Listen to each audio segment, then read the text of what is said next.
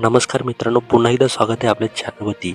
आजच्या व्हिडिओमध्ये आपण पुण्यश्लोक अहिल्यादेवी होळकर शेतकरी कर्जमुक्ती योजना 2026 संदर्भातील एक अतिशय महत्त्वाचा मुद्दा समजून घेणार आहोत.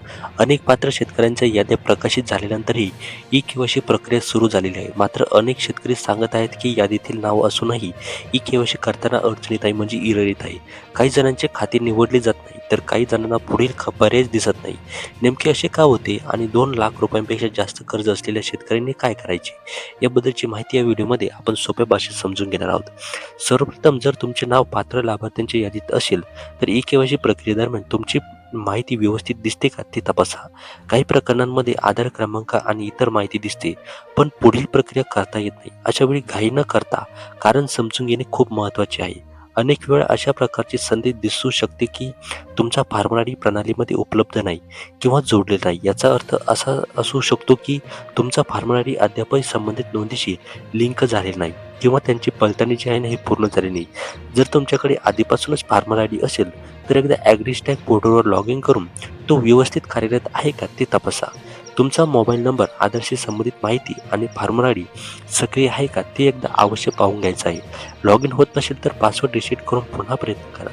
जर फार्मर आय डी व्यवस्थित असेल तर त्याची माहिती तुमच्या संबंधित बँक शाखेत देऊन तो आवश्यक असल्यास अपडेट करून द्या.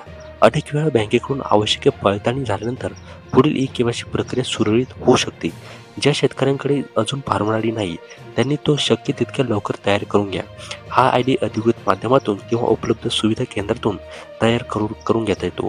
फार्मर आय डी तयार झाल्यानंतर त्याची योग्य नोंद संबंधित यंत्रणेकडे झालेली आहे का याची खात्री करण्याचेही तितकेच महत्त्वाचं असणार आहे. आता 2 लाख रुपयांपेक्षा जास्त कर्ज असलेल्या शेतकऱ्यांबद्दल बोलूया. अनेक शेतकरी याबाबत संभ्रमात आहेत. काही प्रकरणांमध्ये बँकेकडून अतिरिक्त प्रक्रिया किंवा संमतीपत्राची आवश्यकता असू शकते.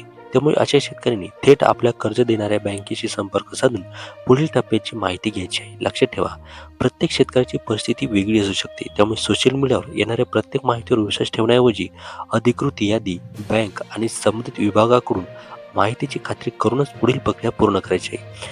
जर तुमच्या ई-के.वाय.सी मध्ये कोणतीही अडचण येत असेल तर farmer I D, Aadhaar link, mobile number आणि बँकेतील माहिती एकदा नक्की तपासा. अनेक वेळा या छोट्या गोष्टींमुळे प्रक्रिया पूर्ण होत नाही.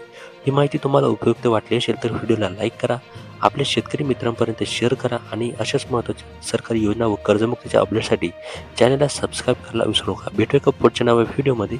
तोपर्यंत धन्यवाद.